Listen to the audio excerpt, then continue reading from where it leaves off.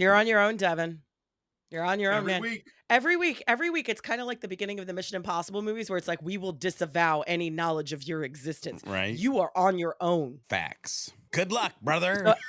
So every time you drop a bad take about Fast and Furious, HubSpot is like, nah, bro, we're done. Yeah. Because, you know, None of that. HubSpot is a big fan of Vin Diesel and the Fast and Furious. 100%. Well, I can neither confirm nor deny. All I know is how I feel, and I will stick to it religiously. Now, keep in mind, it's not a problem with Vin Diesel. Love Vin Diesel. Triple X movies are hilarious. However, the fact that we went from stealing DVDs to space. It's all good. In a Fiero, That's by called the way. growth. Yeah, that's growth. That's called growth. That's growth, by the way. And here's the thing. You know how I know HubSpot loves the Fast and Furious? Because cars have sprockets, and so does HubSpot. I'm just throwing that out there. Yeah. I would like to think that every time they make a change to the product, they're sitting there going, what would Vin Diesel do? Yes. That's what I would like to think Yes. happens in that Without world. a doubt. I think that's All right, here's the deal. I'm not allowed to talk about this, but we actually have a channel called What Would Vin Diesel Do? It's entirely devoted around marketing questions, as well as RevOps and automation. And yeah. Devin, talk. Yeah. Okay. So what we need to do for Inbound 25 is we need to have a Q&A session with Vin Diesel where he's not allowed to study in advance about Inbound, but he has to answer complex marketing and sales questions as Dominic Toretto. And this is me once again making the case for us doing a live show at Inbound for HubHeroes because I'm totally always on point. Always on point. See, I'm thinking about it. The thing is that most people don't realize is that, yeah, he is a very, big muscular action dude, but he's extremely intelligent. And nerdy. Like, He's a Dungeons and Dragons fiend. Total D&D nerd. Xander was his character name. I mean, come on. So if there is one guy that I could see surprising the heck out of me with marketing knowledge, and just being able to put it out, it is definitely. So first of You all, hear that, Vin Diesel? So hang on. So first of all, you're getting your wish this year. We'll talk about that here in a minute, Devin. If at Inbound 25, if the Inbound gods are listening, if we could have Dominic Toretto at Inbound on the main stage, I, for free, would be the interviewer. Without a doubt, you could call me. I wouldn't care what day, what time. I would sit there with Dominic Toretto, aka Vin Diesel, and put on a dope marketing, sales, and service interview. Absolutely. And I would sit there next to George, very uncomfortably staring at Vin Diesel the whole time and periodically whispering, I love you so much. Like, to really just kind of round out the three-dimensional experience that could be that fireside chat on the main stage at Inbound 25. And you can interview him as Vin Diesel. I'll interview him as Groot. Oh. So is every question just I am Groot? Yeah. And so he nails it. Yeah, but it might be a little bit of a non-value add interview that way. Depends on if you speak Groot. Well, okay, guys. As much as I want to live in this psychotic fever dream. You're horrible at wrangling cats this week, Liz. You know what? I was about to execute a flawless segue, Devin. And I threw the wrench in it. Go ahead. This is like the episode when you were messing with my outline. This is like that episode. I thought about it, and I'm not doing it this week. I will set you on fire with my brain if you do that. Oh, my God. Especially with this outline. Oh, yeah. There's a lot going on because we have a lot to talk about. We are back with another Inbound preview episode because, y'all, they dropped the main stage speaker lineup, and we have a lot to talk about today. So I'm just going to quickly run through who we've got on the main stage this year. First, we're starting with Devin's best friend, brother from another mother. Ryan Reynolds is going to be there. Yeah. Where is Max with the applause button? I know. Max, come on. Button? Why are you missing it? Look, it's the same, guys. Okay. Liz, move on. That's fine. It's fine. We're doing great. So he's going to be on stage to talk about his... Was that bad timing? I'm sorry. That sound you hear is my soul and my will to live escaping my body as quickly as possible. Don't poop while we're recording. Okay. Oh, okay. All right, let's go. Come on. Yeah, Let's talk about inbound. Who else is coming, Liz? Ryan Reynolds is going to be on stage. We're also going to have Serena Williams talking about her new chapter as an entrepreneur with her venture capital fund. Kara Swisher, who is an iconic journalist, podcaster, and interviewer. We have Josh D'Amaro, who is the head of Disney Experiences, who's going to talk about the fundamentals of Disney storytelling. We have the one, the only, Yamini Rangan, who is the HubSpot CEO, who will be sharing the stage with Dharmesh Shah and Andy. I'm going to say his name. Is it Petrie? Petrie? Yeah. I thought I was going to say Petre, but no. Okay, Petrie. Not that cool. I know, that's my 8 years of French that has done absolutely nothing for me shining through. Then we have Dane Vahey of OpenAI, their head of strategic marketing. Let's go. I'm so excited for that one. Kat Cole of Athletic Greens, who's talking about this is the one I'm very interested in because they scaled their growth, completely revitalized their brand, and they did it with a fully remote team during a time when a lot of companies are like, please come back to the office. Pizza parties are our company culture. So I'm very excited to hear about that. Then we have Matt Wolf who's the host of the Next Wave podcast. We have Michelle Peluso, who's the EVP and Chief Customer and Experience Officer of CVS Health, who is talking about their consumer-centric strategy and a lot of CX goodies. And just overall, that's a lot of stuff. That's a very diverse lineup for this year's main stage. So today, we're not only going to unpack our thoughts about these sessions, we're also going to have an open and honest conversation about a topic that I am equal parts passionate and kind of cheesed off about. George, I said this to you earlier this week when we were planning this episode. For some reason, somewhere along the line over the past several years, we have criminalized big picture inspirational talks as not being actionable or valuable enough for attendees of Inbound. Yeah. And I got a lot of problems with that. I know you've got a lot of thoughts about that. And Devin, I cannot wait to kick your hornet's nest because my guess is we're going to have a couple of times where you get real up close and personal with that camera while you shout at us because you love us. And I'm very excited about that. So gentlemen, we're going to grab a snack in a backpack like George likes to say. Let's do it. But George, I want to start with you. What are your initial reactions to this lineup? Are you excited?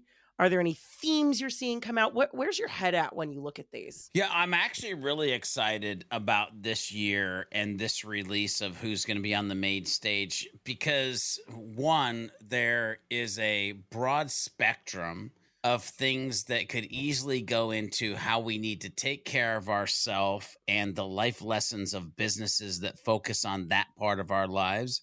There's definitely a level of creativity because if you look at what's going to happen with the Disney story and obviously Ryan Reynolds and Deadpool and him being able to talk about different businesses, which I can't wait to actually dive into that one a little bit because I have some deeper thoughts.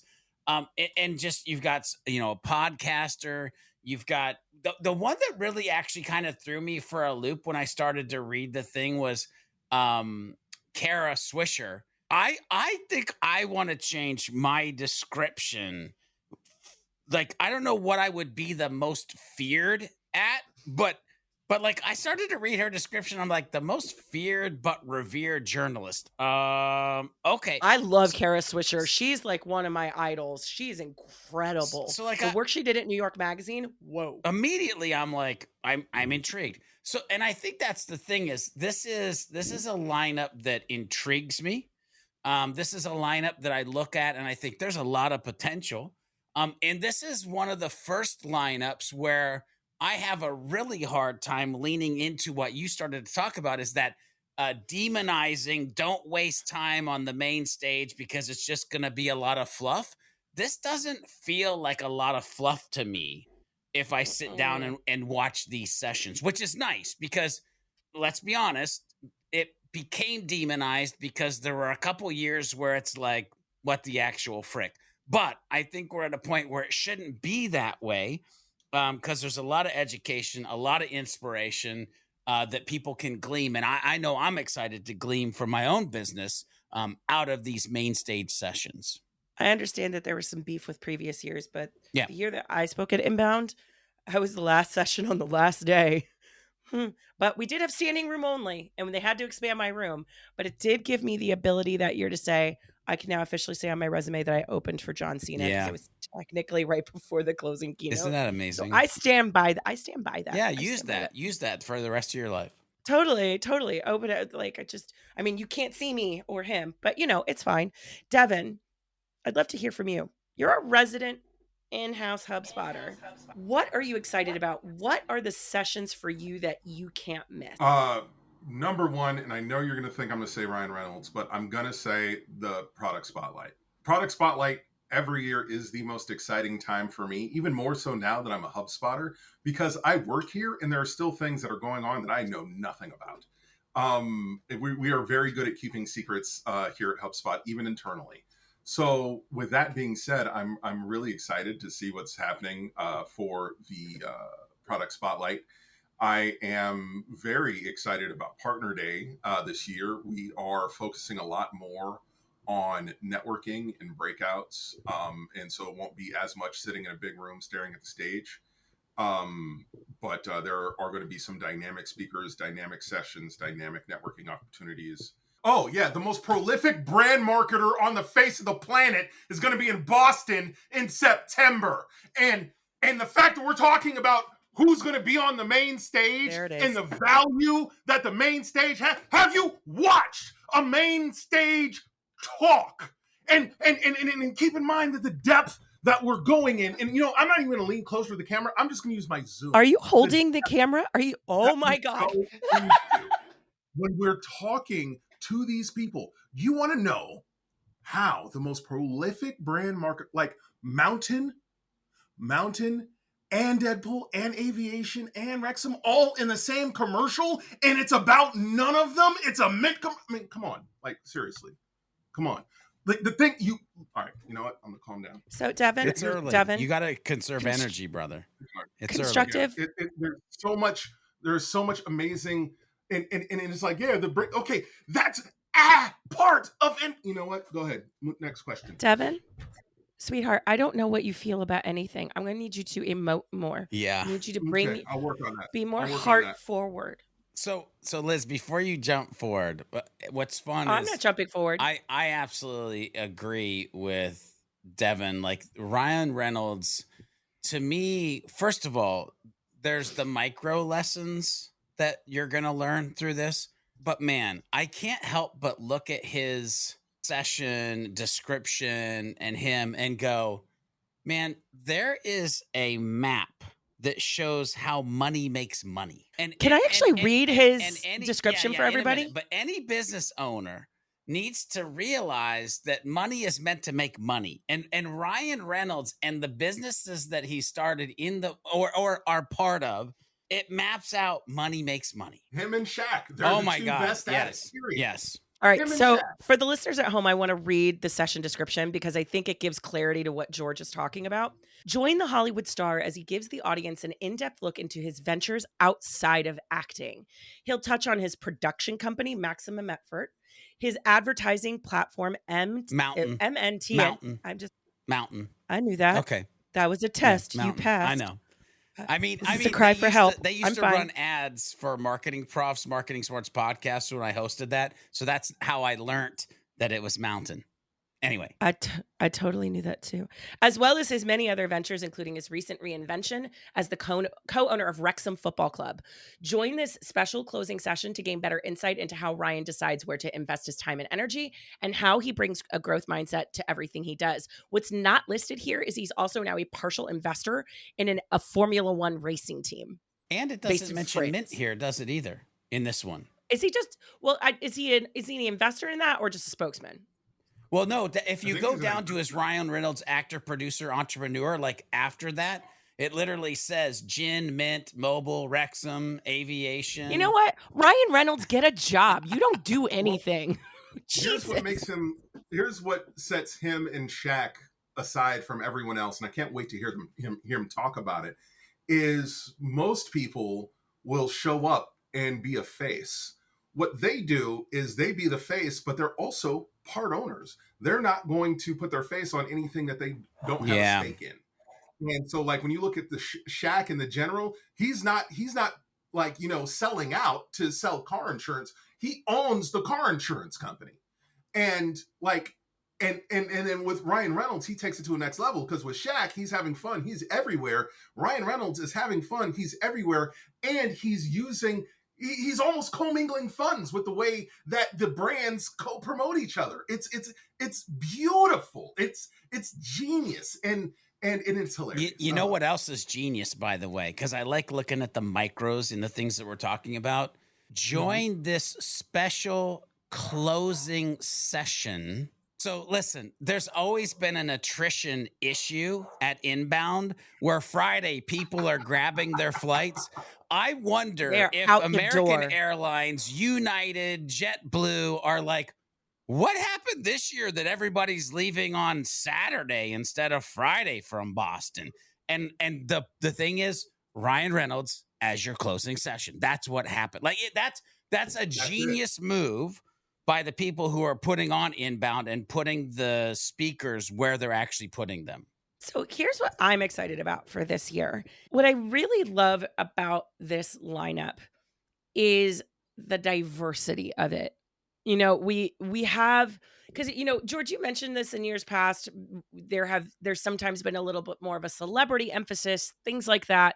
What I really like about this is the diversity of stories that are being told here, and the diversity of lessons and inspirational pools that they are creating. They're going out of their way with each of these main stage sessions, essentially to create an inspiration container around a big thematic idea, which I think is a far cry from, like, I remember there was one year, and we're about to get into this, that we're about to get into my little touchy subject about main stage speakers.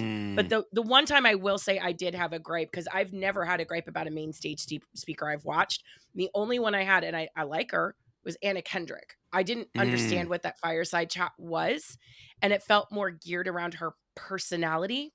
And it reminded me of some of the things that you and I, George, talk about with our clients when they're creating content, whether they're doing webinars or something that's more event-based marketing, is that whether you have a sponsor or you're a guest, you should never build a topic around a product. In this case, the celebrity is the product.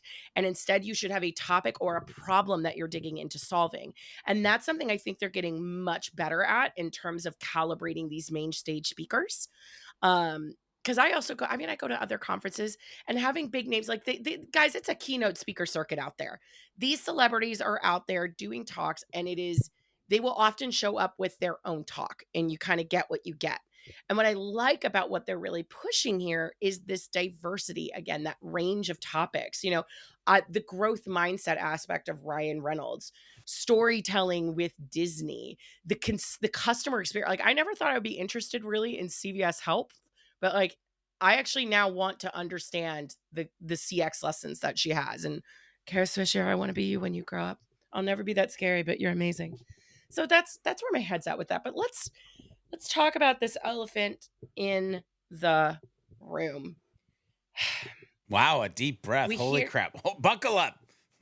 Buckle up. I mean, think about it, guys. One of the most common questions we get every year when we start preparing for these preview shows is, how do I convince my boss to let me go? How do I convince my boss that what's going to be at Inbound is valuable? And the moment these big names start popping off, that their eye rolls heard around the world. You just want to go see Ryan Reynolds and meet Deadpool. This isn't about actionable, whatever. First of all, yeah. But second of all, there is this weird kind of jaded cynicism where it's like, this just showcases what's wrong with Inbound. I miss the good old days of Inbound, all of those different things.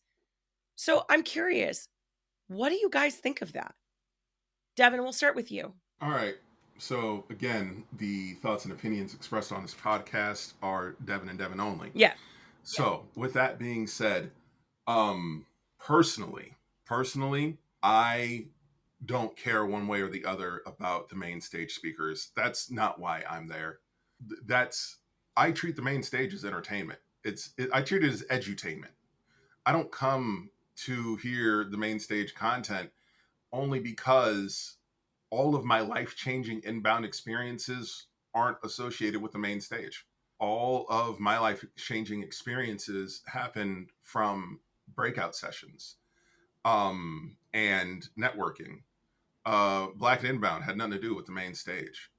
I taught a 2-hour market sales and marketing session yesterday, and it started out very high level, talking about life cycle stages, flywheel, and it ended with algebra and how to calculate your analytics in your flywheel. The point is, every single thing that I taught yesterday, I learned at or because of Inbound.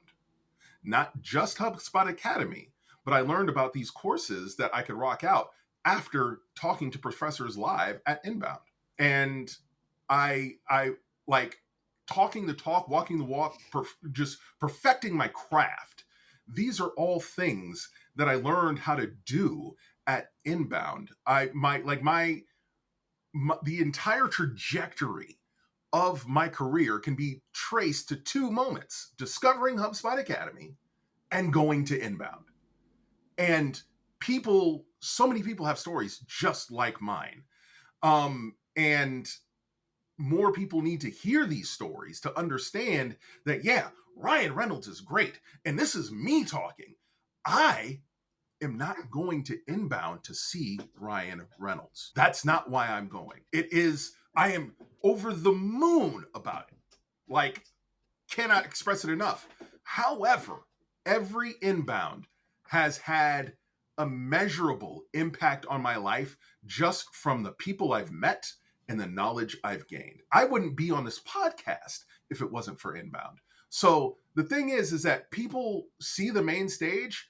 I wouldn't even call that a quarter of the Inbound experience. That is a great way to get people to come to the website. What you should be doing is looking at the breakout sessions, looking at the agendas, looking at the topics, look past the names and look at who you're going to be when you leave Inbound. Ooh. That's what you should be focusing on. I like that. George, what about you? What are your thoughts on this? That is a third trimester pregnant pause if I've ever seen one. Damn. Woo, damn. Yeah. That pause had cravings. So pickles and ice cream. Pickles and ice cream. Peanut butter and pickle sandwiches. That was the craving. So listen, there's so many times that people make assumptions and have knee-jerk responses. And they shut things down before they give it an opportunity. I was literally talking to Jorge about this earlier today, about how so many times people will think they want to do something, but they'll shut themselves down before they actually get to allowing themselves to try to do the thing. And I think this happens with people's bosses. I think this happens with us as individuals. And I think sometimes we make these knee-jerk blanket statement decisions that there's not going to be value in a thing because we've positioned it as it being the lure or the worm to catch all the fish to get them to the thing. The fish finds value in the lure. The fish finds value in the worm. Like, I'm willing to sit on a main stage session and just wonder, what can I learn? What is possible if I truly pay attention to the words that is coming out of this other human's mouth? And to me, it correlates back to something that I'm a big fan of. And when I talk to clients about this, I'm like, listen, I don't care if the janitor comes to you with a good idea. We should be listening for good ideas. Humans are humans. We all have brains. We all have thoughts, and we can all learn from each other. And so, listen, I'm going to beg people listening to this. If you've historically had issue with main stage sessions, give it a try this year. Make sure that it's a focal point, and you come in there, by the way, as you would a breakout session. You know the difference? You come into a breakout session, you got your iPad and your notepad ready. You know what you do when you come into main session? You take selfies, you sit there, you chit-chat with your friends, you take a little nap, and then you walk out. Completely different mindset of what you're walking into and what you think you're going to get out of it. And so my challenge for everybody this year is give these a try, because I feel like, especially this year, there is going to be a massive list of lessons that we'll be able to take away for our businesses, our marketing, our sales, and our service? George, I haven't heard you say this in a while specifically. Man, now I'm going to get a lot of hate mail. So now I'm going to ask you a question that's going to immediately make you say, man, now I'm going to get a lot of hate mail. You and I both know that there are business owners, business leaders, agency owners listening to this right now who are 100% guilty of the eye rolls I was talking about, who 100% push back when their people say, I want to go to this. And then they see Ryan Reynolds. They're like, it's not worth it. If you go, skip those. What's your message to them, Pookie? Really? Yeah. Really? Yeah. Really? Do you want to just say the phrase? Yeah, I'm going to get hate mail now. Just say it. Say it once. Say it. No. Okay, I'm probably going to get hate mail. I mean, I don't know who you think you are. I don't really understand who you think you are. The fact that your thoughts should be everybody's thoughts in your agency. Just because God blessed you or your parents blessed you or the universe blessed you with the ability to start an agency and be able to hire some humans, I don't understand where the leadership of that should dictate what they're going to be able to absorb and change in themselves and in your organization based off of 30, 45, or 60 minutes of what Ryan Reynolds might say, of what, Michelle might say, of what Yamini might say, of what any of these main speakers. Listen, I'm glad that the agency owner that I worked for when I was back in Massillon, Ohio, Wild Boy Design, didn't say, hey, you're not allowed to go to any keynote main breakout sessions. Because if so, I would have never heard Gary Vaynerchuk speak. I would have never decided that I wanted to be on a main stage. I would have never decided that I wanted to grow up to be a marketer. And I probably would have never fell in love with HubSpot the way that I did, because it was the whole process of don't call me a customer, call me a human, and Gary Vaynerchuk killing it on the main stage. So I ask you, the same way that I opened this is, who do you think you are? Let them be them. Let them do them. Devin, go off. King. Yeah, go off, King. Okay. So I mentioned earlier that the main stage didn't really have anything to do with my experience. I take that back 150%. There we go. He's back. Here's the thing, because I still don't, like, the main stage is not the reason why I go, but to say that there have not been life-changing moments for me that happened on that main stage, like Gary Vaynerchuk when he spoke, and I was sitting in my hotel room and I was dealing with social anxiety, and I knew that I needed to meet people and I didn't know how to do it. And then I just wrote something about that awkward moment when you want to meet people, but instead it's something. And it was about Gary V, and he replied. He says, "You can do it," and I'm like, you know what? I can. And the thought was about starting Black and Inbound. So Black and Inbound started because of a white guy on the main stage, just so you know. So that's one thing. The next thing, so many of us had a Twilight Zone moment in November of 1996. And I won't go into details about what you believe and who you vote for, whatever. All I know is that was a difficult time for people who look like me. And there are so many people who didn't understand why that was a difficult time. So the morning that Trump got elected. Oh, you mean 2016? I thought you said 1996. Oh, I said 2016? Yep. Oh, I said 2014. I meant 2016. Yep. All right. Yeah. I thought I said 2016. 1996. You said 1996. That's why I was like, wait a minute. Time machine, baby. Time machine. Yeah, I'm old. That's when The Simpsons actually said that Trump would be president. You were still in mourning. We were all still in mourning over Tupac. It was fine. Continue. Yes. So what I meant to say was 2016. That was the number that was in my head. That was brutal. When Ta-Nehisi Coates came in and scrapped his entire speech. Oh my God. And took the wind out. Like, people walked out. I remember. People were set Twitter ablaze with how angry they were about a man simply expressing his it's not even his opinions. All he did was go down. It was an entire semester's African American studies class condensed into one keynote speech. And they still have it online. They did not take it down. I'm so glad they did not take it down. So glad and not only did they not take it down, they doubled down and got extra black the next year. So if you're mad about the fact that we have a black person on stage talking about black opinions, well, guess who's coming this year? Michelle Obama. Get mad about that. Yeah, that was the year after that. I remember. I remember being in that room because I've read a lot of his essays. He's just an incredible educator. And what I did, I was sitting with a bunch of people who had no idea who this man was. Because I remember when I woke up that morning, I was like, man, Ta-Nehisi Coates, bold move, Cotton. Like, this is going to be, we're going to see how this works out. And when he walked on stage and said, for those of you who know me, you know exactly what's about to happen. For those of you who do not know me, I'm sorry. Like she said some version of that. And it was just which, by the way, at that moment, I was sitting next to Marcus Sheridan. Oh my God. And we were sitting there, and we don't swear a lot, but we basically looked at each other and was like, oh shit.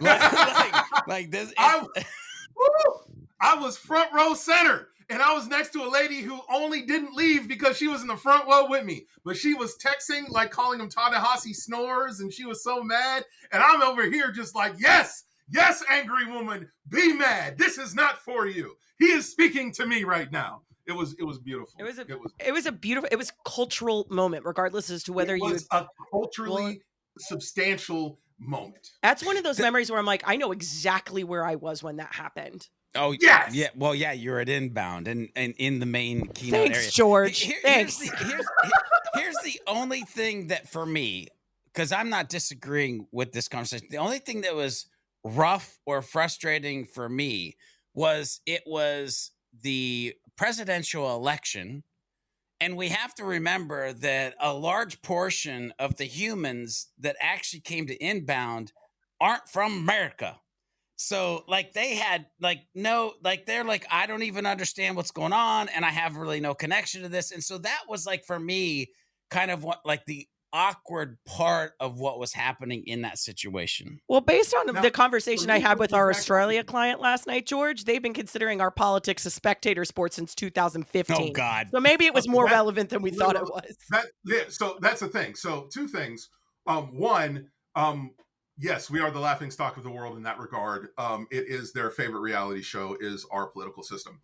But with that being said, what I loved about his speech is that he gave so much context and so much emotion that regardless of your level of knowledge of American history, you came away with a strong understanding of African American history, if nothing else, and how where we are has and where we're headed and what that election meant for the trajectory of the growth of people of color and not just Black people.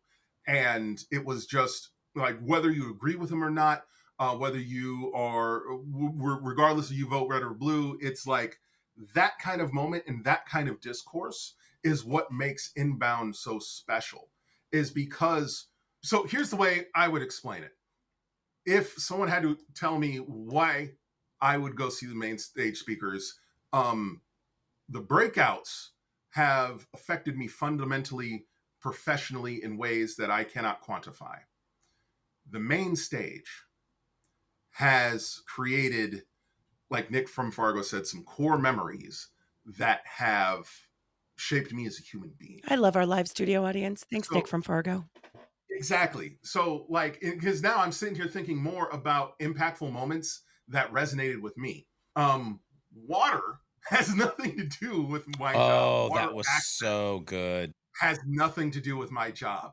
But when I tell you, I was sobbing during that presentation, and all the tears of grief, of joy, all of them, that changed how I thought of things. It changed how I looked at nonprofit organizations. It changed how I looked at fundraising. And it changed how I look at access to water as a basic human right, and the fact that so many people don't have it. Like, the main stage, you're going to get something out of it, even if that's all you do. But and that's not going to be the most impactful thing. And if people are curious, like what you mean by water, it's charity water. and it was Scott Harrison, which, by the way, if you type in, what's fun about this, if you type in like Scott Water Foundation, one of the first links, it's charitywater.org/about/Scott-Harrison-story. Ladies and gentlemen, I can't make this junk up. The video on the top hero section of that page is the inbound talk. I'll put a link on to that it in the page show of notes. Charity Water. So yeah, link it in the show notes. All right. I've taken my mic off the stand, guys. Are you ready for my thoughts here? Oh, here we go. Buckle up. Let's go. This whole conversation reminds me of every time I would want to sink into the floor and become one with the tile when everybody's like, we got to focus on quick wins, guys. We got to focus on quick wins. We got to focus on those short-term tactics. We got to focus on how we're getting from point A to point B, as if that is the only pathway to growth, as if there is no input there should be no inputs in terms of our long-term growth and sustainability, right? You know, George, I listen to you talk about this all the time with our clients, right? You know, yes, we want to get those quick wins now, but this is about setting yourself up for long-term success in the future. That's what this conversation reminds me of. This conversation also reminds me of the fact that I have to sometimes remind people that, did you know, part of my content creation time is sitting there and thinking. Part of my content creation time is every time I read a website or pick up a book that has absolutely flipping nothing to do with my job. Because if I'm only consuming tactical, one-dimensional how-to content within the echo chamber of my own industry or the industries I'm creating content for, I will die. Not of boredom, but I will become atrophied in my creative capabilities and abilities. One of my biggest inspirations as a B2B content creator, the content that makes money for other businesses, is comedy. Reading comedy essays, watching SNL sketches, because comedians are a master of one thing: timing and precise word choice. They know how to move people and drive emotions. There's a reason why comedian actors, even if the market rejects it, are better at converting over to drama than dramatic actors are able to convert over to comedy. There is a reason why. So why do I bring that up? When we think about the idea of growing better that HubSpot has put out there, growth isn't just about your ability to bring in more MQLs and SQLs that can be converted into customers. Yes, that is important. But if we're talking about how we grow as organizations, how we grow as individuals, whether we're content creators or strategists, we become better and grow better when we introduce new ideas into our little brains inside our flesh suits that help us look at the world in different ways, that help us embrace different perspectives. We learn from each other. We don't grow if we just continue to eat the same stuff that we're consuming every single day. So it infuriates me to my core that you're saying that there's no value in your people sitting down and learning from some of the best minds in the world, even if they only hear one line that sticks with them. Think about what George was talking about. You are quoting a keynote from 2012. That is 12 years ago. I remember Malcolm Gladwell's keynote that changed my life. Oh, yeah. I was there when Simon Sinek did his, I'd never seen the Start With Why talk. That was my first time seeing it on a main stage at Inbound. Listen, Liz, I had a religious moment when it was Spike Lee. I'm just saying, like, anyway. But like, that's me on my soapbox. How dare you, any of you, say that to put your people in front of some of the smartest minds in the world and to get bigger ideas about what's possible in this world? I mean, guys, also, come on. These are what, like 10, under 10 main stage speakers that we're talking about here. And there are hundreds of all of those tactical quick win sessions. Hundreds. George is doing one of them. Guys, come on. When did inspiration for inspiration's sake, just to expand our minds and revise what we believe is possible in this world, how is that a negative? I don't get it. Anyway, done with my soapbox and putting my mic back on the stand. Nice. Well played. Thank you. Oh, yay. Thank you, Devin. Oh, yeah, we should just do like the, there we go. Oh, yeah. Okay. So in case Honestly, you're wondering, that was beautiful. Thank you. That was a poem to my rants. Oh, but I love your rants. They're so angry and very close. Oh, no, I stand by my rant hostility. Yeah. I'm just commenting on the beauty of your soliloquy. Yeah. So, Devin, I want to stick with you here for a moment. As business owners, agency leaders, and quite frankly, inbounders of all stripes, look ahead to Inbound 24. What do you want them to remember about the big point about this event and what it's all about? There is a hilarious amount of knowledge in a venue with like-minded individuals. That was true the first year I've gone, and it's been true ever since. It's fun. It's great. It's Disneyland for marketers 1 week a year. But at the same time, every time I have participated in Inbound, I have come away better than I had before, especially as a customer, especially as an executive. Inbound had more of an impact on me before I started working at HubSpot than after, because now I have to work inbound. I can't do all the fun things that I used to do because I have a sign-up sheet. Sucker. Right. But the point is that our ethos at HubSpot is helping people grow better. Inbound will make you grow better. As long as you're not just going there and showing up and drinking and hanging out. Inbound works if you work it. There is so much opportunity to grow professionally and personally there. And to deny someone the opportunity simply because you have a bias against your personal perception of the impact a celebrity can have, you can kiss my grits. And also inbox me. I'll talk to you directly one-on-one about why Inbound is the only conference that I have never missed, and why anytime I started a new job, I baked into my hiring contract that they would be flying me out to Inbound every year. Bring us home. Help us land the plane. What do you want folks to walk away from this conversation today remembering? Because we've covered a lot of ground. Yeah. Well, first of all, I'm not ready to answer that yet. But I don't have any other questions. Because there's a big gaping hole. I'll answer that in a minute. There's a big gaping hole that has to be mentioned here. Is this going to be the first year since 2012 or 2011 that Brian Halligan is not going to be on the main stage? I do not see him anywhere interviewing anybody. I do not see him as part of the spotlight. I do not see him listed anywhere as being part of Inbound. And to me, I thought I saw his name on the flyers. To me, I don't see it. I don't see it. And maybe it's coming. That would be good. Because if we've reached a place in space, and I know homeboy's busy, don't get me wrong. I know he's doing things and shaking and baking. But if we've reached a point where Brian Halligan is no longer part of Inbound, I got to be honest with you. I'm a little sad. And I just need to share that I see that right now that's a void. So we'll see. All right.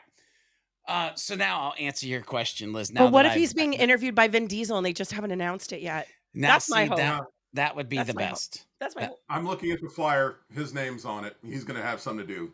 Well, it goes Andy Petrie, Ari Murray, Barbara Pang, Brian Halligan. Okay. So my heart has resumed. Okay. Me too, because I'm like sitting here looking at the website, just being like pseudo sad of like interesting. Like, yeah. Okay. All right. That just means it's more time for him to hang out with me. That's all. Yeah. Hey, I'll hang out with Brian any day of the week because it's awesome and fun. I'll never forget the Weston lobby, sitting on a couch. Remington Begg, Brian Halligan, me, Doug Davidoff, and we're like, yep, this is happening. Let's have fun. All right. So here's what I want to kind of end this with, because again, I'm sort of weird, but I pay attention to the micros of things. And I love to connect dots. So here we go. If you think about the release And what's happening right now? You have Ryan Reynolds giving maximum effort is the title of this thing. Ladies and gentlemen, I'll ask you to think about what would happen in your life if you were focused on giving maximum effort in your business, in your relationships, in yourself. How would you be able to impact the world if you were giving maximum effort? The next one is from center court to venture capital, meaning a method to the madness, a road that you must travel, a way to make yourself greater than you already were when you were great. This is Serena Williams. And I ask you, do you have a road that you're traveling down to take you from who you are now to who you will be in the future? Because that's really important for us to not be stagnant and just be in one place. If you think about the next one they've released, it's Kara, and it's recoding the future. Ladies and gentlemen, every now and then we got to upgrade our software. We have to reprogram and recode ourselves to understand the world around us and who we're supposed to be inside of it. If you think about the next one, now we're talking about Josh and dream to reality. You know how many humans I've met that are afraid to dream? You know how many humans don't think that their dreams can come reality, and so they get stuck in places that they shouldn't be? Like, look at these titles. Look at what people are talking about. Global market. Yes, we're in a global market, and we do need to grow. Like, there's just so many micro pieces to even how we're naming the things and the humans that we're bringing in to talk about them, that I really hope that everybody starts to understand that, yes, you will have the individual breakout sessions for your tactical stuff, but this is a roadmap to a mindset, core beliefs, and things that you must believe about yourself, your business, and the universe to become greater than you are when you first enter Boston for Inbound 2024. And I can't wait for people to hit my email, not with the hate mail, but with the emails of how Inbound 2024 changed their lives because they actually took time to go to the keynote sessions. Devin called me a poet, but after that, I'm an illiterate cotton candy grape, because damn. Cotton candy grapes are awesome. But illiterate, and you eat them. They're not going to write a blog. They're not going to write a blog for you, son. Certainly not a sonnet. Walking away.